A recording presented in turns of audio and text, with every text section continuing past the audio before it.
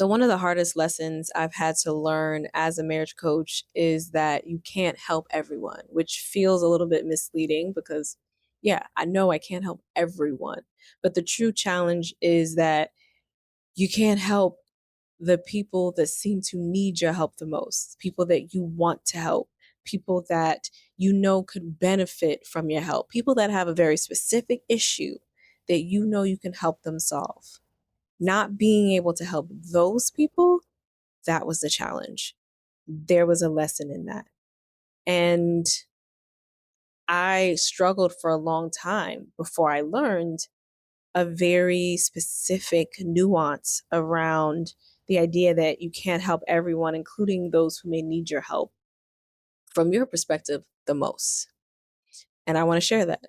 But first, I want to be honest about how difficult that was, how difficult it was to feel like I had failed someone because they weren't getting out of our time what I wanted them to get out of it, because they said they were, they said they wanted to feel closer, they wanted more connection, they wanted to communicate better, or they wanted to be arguing less, or they wanted to understand each other, or they wanted to feel respected, or they wanted to feel supported. And I knew I could break that down into what that really meant for each of them and be able to bridge the communication gap between them that they had not been able to bridge for themselves, and then finally get to the actions that they could take to start to genuinely feel different in their marriage. It was like, I got you. And they're like, yes, yes, yes. And then they're ghosted or they don't show up. And I'd be like reaching out because I genuinely was like, hey, what's up? I want to be able to help, and I want to support you in this. I know, what's going on, because all of these are genuine relationships that you want to have, and they just maybe did not respond, or responded with like, hey, I just can't, and they backed out of something. That feels vulnerable to say as a business owner, but the reality is that people come in and out of our programs. People come in our programs, they love it and they stick with us for a while. People come in our programs and they thought it was what they wanted and it felt like it was a good fit, but when they got in there it felt like it wasn't a good fit. People come in and sign up for something and never show up to anything at any point, despite the fact that they have put up their hard-earned money. And that part is challenging because you have the desire to help and you have the ability to help. Not just help them, but to support them in creating a relationship that feels good and that they can sustain on their own without you. That's the idea, that eventually, like, I don't need you. I can do this on my own. That feels good. Like, yes, run with it. Okay. And drop me a line. I'm going to check in with you, see how you're doing. That feels great. And I have those receipts. I've felt that. And I have felt the challenge of feeling like it was my fault, feeling immense responsibility, feeling guilt around the ones that didn't get out of it what I knew I could give them. Because I'm going to lay it out on the table and I'm going to give you all I got. I used to say that I will go to the moon and back with you, but you've got to show up suited and booted, like ready to go. And the reality that I had to learn, the secondary piece to this that helped it gel for me, was that sometimes it's not about me. Often in those situations, it's not about me. Yes, I have to check myself and I have to check in with myself. Am I showing up? Am I delivering on what I said? Am I, making this the best for them? Am I creating this thing because I think that this is what folks want, or am I creating the thing that they said that they want? This is my check-in. If I'm checking all of my boxes, then I have to be like, okay, it's not me, it's you. And this is not, I'm laughing because of the revelation of it all, but It's not a condemnation. It's just where people are. I have been in some of these same places in different aspects of my life. I have to do the work. I have to put it in because who am I to coach anybody else if I'm not doing what it is that I need to be doing?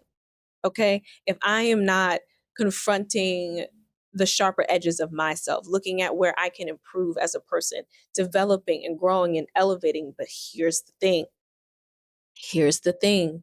Some people say that they want the relief, but they don't actually want the change or they don't want to change.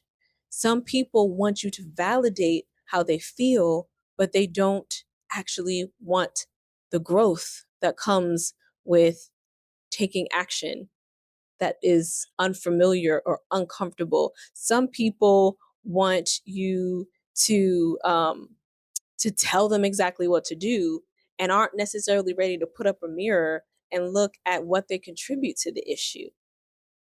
And some people will have a reason disguise, well, really it's an excuse disguised as a reason that they don't have time. They wanted this thing, but I don't have the time. When more time frees up, then I will make this a priority. But the reality is nobody feels like they have the time just lying around. We carve out time and create spaciousness for the things that are important to us. Sometimes folks just are not ready, even if they need it, even if their life will become easier.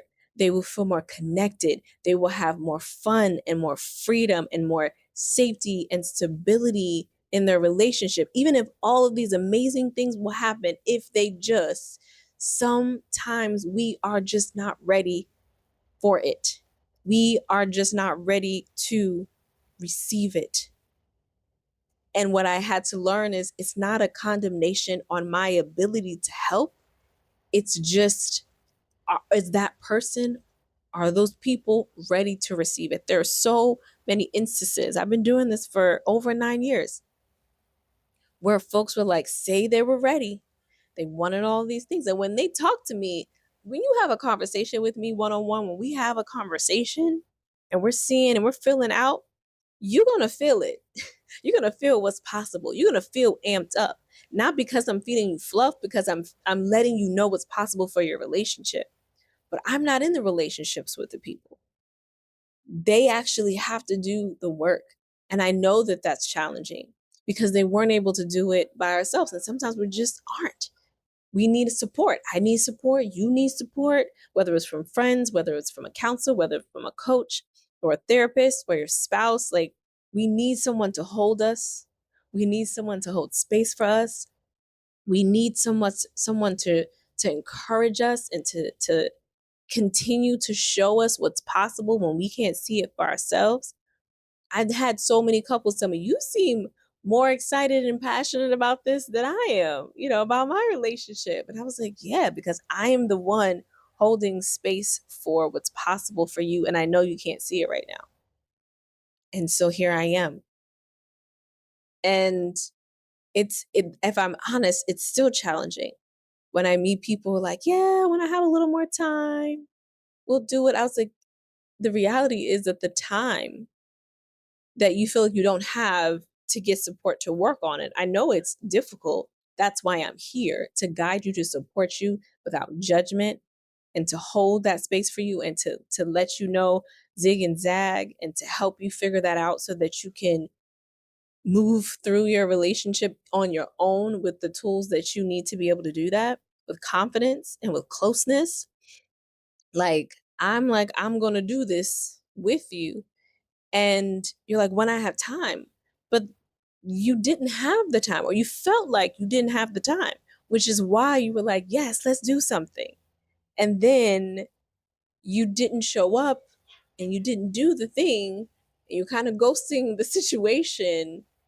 And the reason that you give is that you don't have the time to put in. And there's a sense of understanding there, because I know that feels true. I know it feels true that you're exhausted and you're spent and you're busy and you're schlepping your kids around to all their extracurricular activities, and you have dishes in the sink and you're trying to figure out what's for dinner, and the gutters need to be cleaned out and doctor's appointments need to be made, and you need to fill out those documents for the school, and there's about to be just yet another fundraiser for the school, and now you got to send those things out, and your child is in Girl Scouts or Boy Scouts and they're doing this field trip. Like, just listening, you're probably like, yo, you lost me 4 things ago. Because I'm exhausted just thinking about what it is you're saying. I get it. And still, that is going to be the case for a long time. There's always going to be something else. If you don't, if you have space, many people are going to fill it with something. The decision on what to fill it with is yours. And even, hey, I know I can help you create more space. Where you think there's no space, I will find it. This is one of my superpowers. As someone who is still learning, I'm still growing. I'm on this platform. My camera that I usually use was like, nope. And so I'm at this weird angle, because I'm still learning and I'm still figuring it out. And I wasn't about to be like, nope, I ain't gonna go on today. My camera's acting dumb. I can't figure it out. I'm tired. Nope, I'm gonna be right here. We're just gonna be at this weird angle and we're gonna figure this out together. But I can say that being able to see what you don't see, connecting those dots, that's my superpower. I'm gonna help you find time where you feel like you have none. And I'm going to help you figure out what to do with that time that's going to create more connection and intimacy in your relation than you have felt in a long time. The thing in the parentheses, if you let me. So that's the thing. That's the lesson. And I'm in a season after over 9 years where I've really leaned into that lesson, where I don't feel the pangs of guilt, where when people say to me like, oh, just maybe I'll when I have time, even though they didn't show up at all to anything, I let them be and I let them go, and I just say they aren't ready, and that's okay. There's no judgment there, because there are things that I'm not ready for. I can only work with the people who are ready. That doesn't mean you come to every single thing, but you show up. You know what I mean? You show up suited so that we can go to the moon and back, because I'm gonna help you get there. But you're willing to at least show up suited. And so that's the reminder. Sometimes we can't help everyone, but not just that, because that's such a vague term. And if you've been rocking with me for a while on the channel, I like to dissect some terms, okay? Some messages, some words, okay? What's that really mean? What's that look like in action? But that you can't help everyone who could actually benefit from your help, who actually may very well need your help the most. And it is not a reflection on your ability to do so. It is often a reflection on their readiness to receive what you have to give them. I believe that way more wholeheartedly now than I have in other seasons in my life and in my business, because of my own work that has helped me come to that place. And yeah, so even if you're the one who's like, I'm the one who wants to help everyone, and you struggle with the idea that you can't help someone who actually needs your help, so sometimes it's not about you. And hopefully don't carry any guilt or any annoyance or frustration or resentment. Let that person go and find their pace, and perhaps when they are ready, they will come back. I've had that happen. Sometimes it's ready in a few months, sometimes it's a few years. And people pop back up like, okay, I'm ready now. Because they realize they have to be ready usually. They come to a breaking point where it's like, ooh, we really need to do this. We were playing before. We really need to do this now. And sometimes people don't come back. Perhaps they found another avenue, perhaps they don't. I hope they do. But being able to release and let go of someone in love and with a genuine hope and desire for them to get what it is they need, no matter what that looks like, or to one day be ready to receive what it is they need, I'm here for it. So sometimes those are the lessons that we need to learn. And a lot of times they have to do with our the work that we have to do on ourselves to be able to believe something or to stop believing something. And this is one of mine. So that's what I have for you tonight, y'all. I'm tired, but hey, I've made this commitment to myself and to you all. So appreciate you rocking with me in this interesting angle using this computer camera instead of the camera that I normally use. And if you found this video helpful, give it a thumbs up. If you something resonated with you that you want to share, I would love for you to share it in the comments so that we can keep the conversation going. And for those of you for whom conversations like this on how we can deepen our relationship with self and our partners resonates with you, something that you want to feed into your life because it helps to feed you, then let's get fit. If that's your vibe, please subscribe. And I'm going to see you tomorrow.